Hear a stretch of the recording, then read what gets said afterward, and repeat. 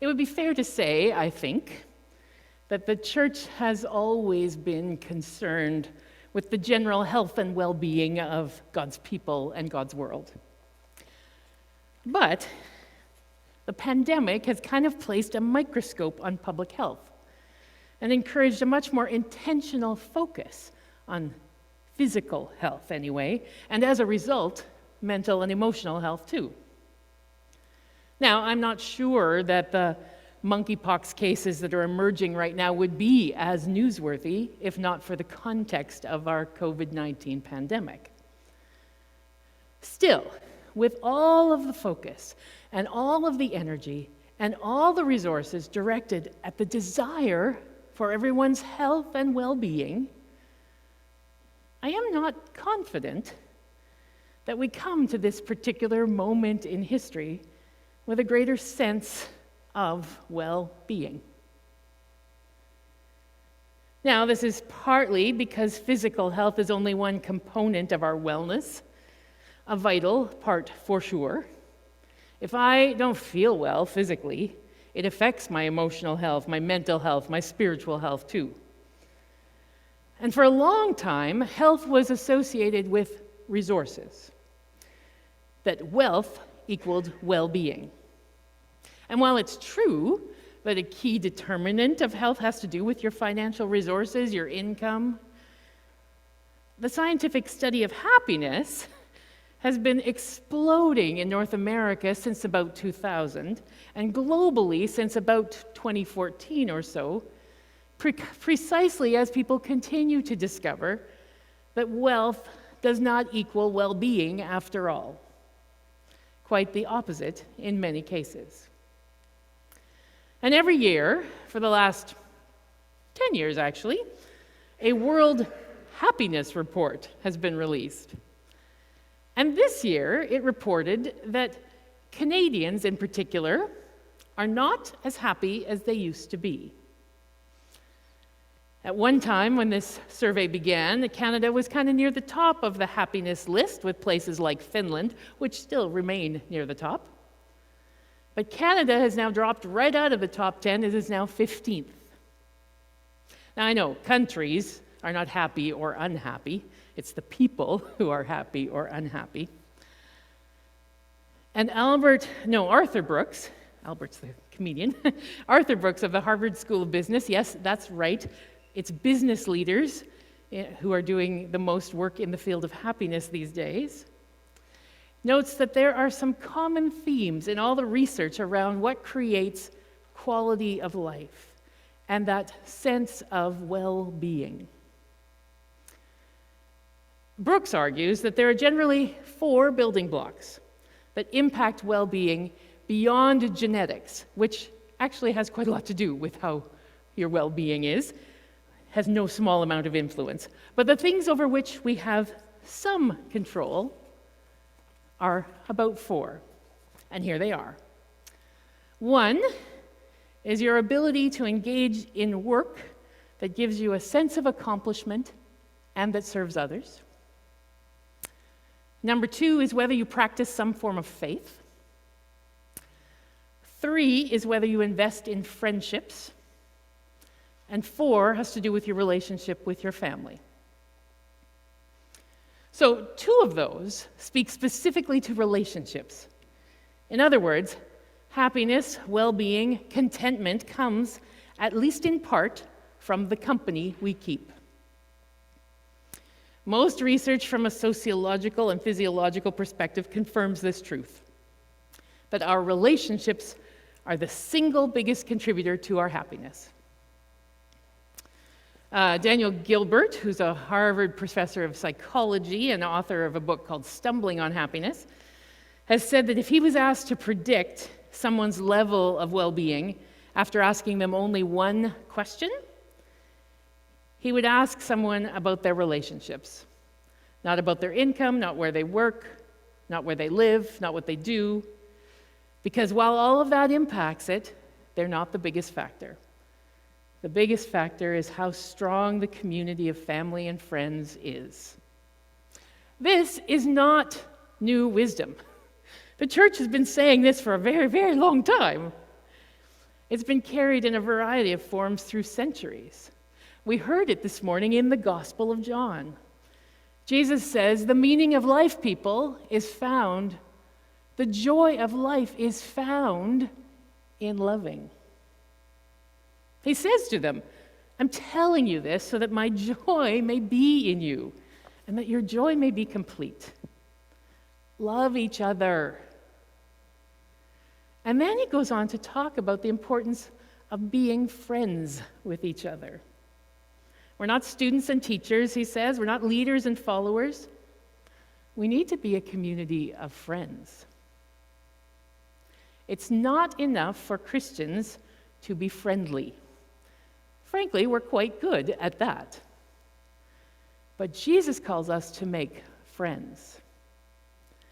And that we're a little less good at, because we don't have the time, we don't take the time to talk and listen and get to know each other.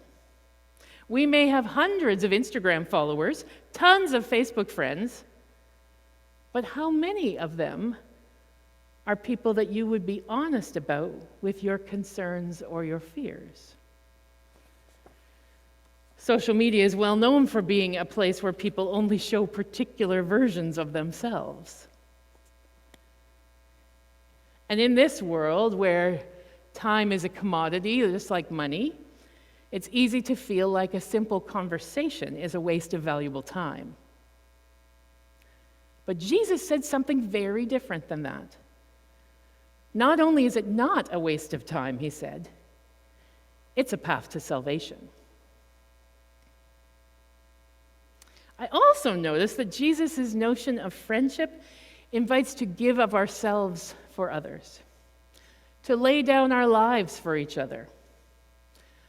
Often, because we kind of know the whole story, we read that in the context of, oh, Jesus' death, and he died, and therefore we make the leap that Jesus meant we were supposed to, die for other people. But I think there are lots of ways to lay down your life for other people, to lay down, to put aside for a minute or 6 your own needs of the moment, your own desires, your wishes, your agendas, just for a brief time to attend to the needs of a friend. Jonathan Haidt, who's a professor of psychology at the University of California, Riverside, has something he calls the happiness formula. I told you, there's so much in this area of research these days. Anyway, he conducted a study to show the difference between pleasure and gratification to first-year psychology students. I think he would have liked Cookie Monster in his study. Anyway, he assigned his students 4 activities. He said, here, I want you to do 4 things. I want you to attend a lecture. I want you to perform an act of kindness.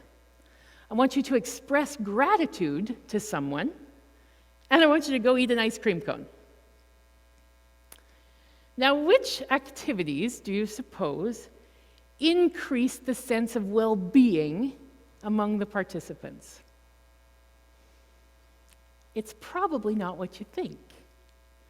It turns out that the only activity that failed to lift the mood of the students was eating the ice cream cone. Haidt says, the way I look at it, we are this ultra-social species. We evolved to live in intensely social groups. So we are most fully engaged in life when we are part of something that isn't just only for ourselves. Which takes me right back to those 4 building blocks for well-being. 2 of them are about relationships. One of them is work. And it turns out it doesn't matter whether it's paid, whether it's unpaid, or even what kind of work it is.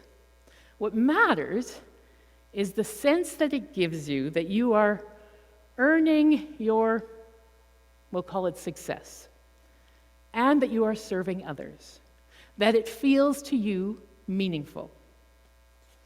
That is the primary thing about your work, whatever it is. Sweeping the floor, putting stuff into a computer, or, building a rocket ship.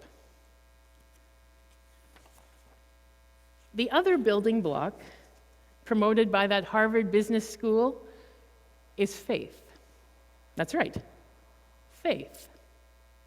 Not necessarily Christian faith, but a structure through which you can ponder life's deeper questions and transcend a focus on your narrow self-interest to serve others. A key to well-being is whether you practice faith.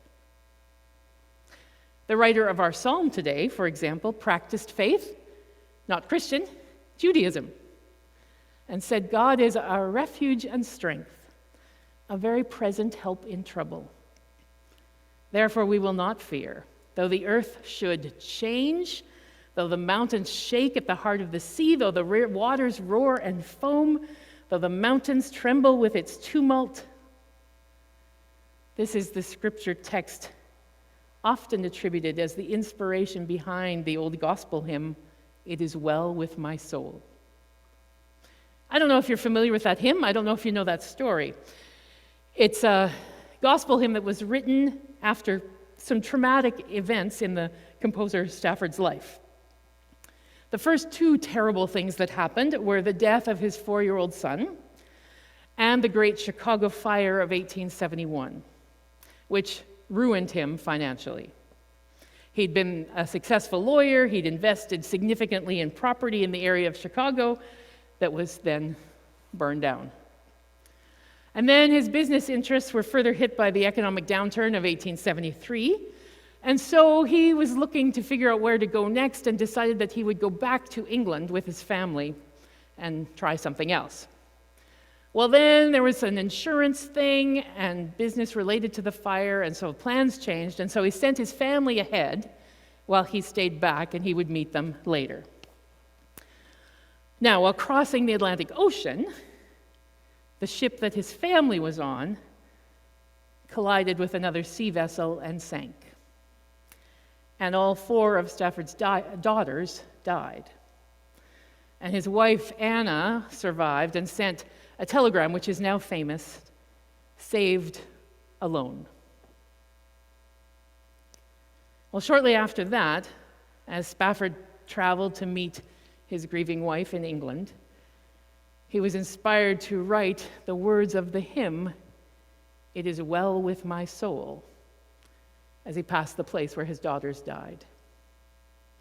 Thinking about Psalm 46, trying to figure out, is it possible to have meaning in so much tragedy?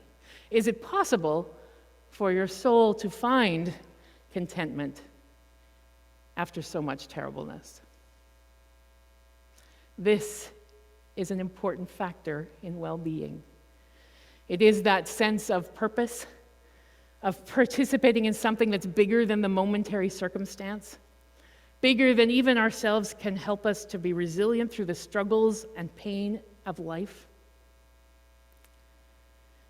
Faith is what helps us recognize that while sorrow and tragedy come into our lives, there is still goodness in the world, and that we are still invited to participate in that goodness. And it's not just optimism, it's not just positivity, because some important decisions are scary, and some important actions are unpleasant, and some emotions are difficult, and grief is wearying. A search for a relentless positive emotion often leads really to dangerous and addictive behaviors, doesn't it?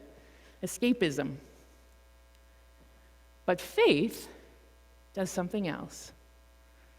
That's why the Serenity Prayer has become so valued and treasured among people who are trying to find that sense of well-being.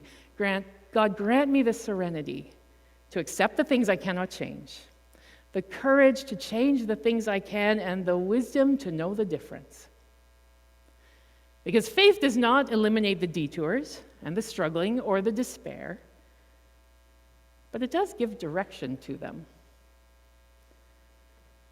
As the Spanish Catholic saint Jose Maria Escriva noted, do not forget, those have most who need least.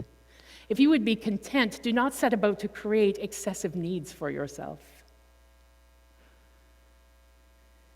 The journey continues. Today, as you take these moments to tend to your soul, for attending to the building blocks of your well-being, may God help you to find ways to say, indeed, it is well with my soul. Amen.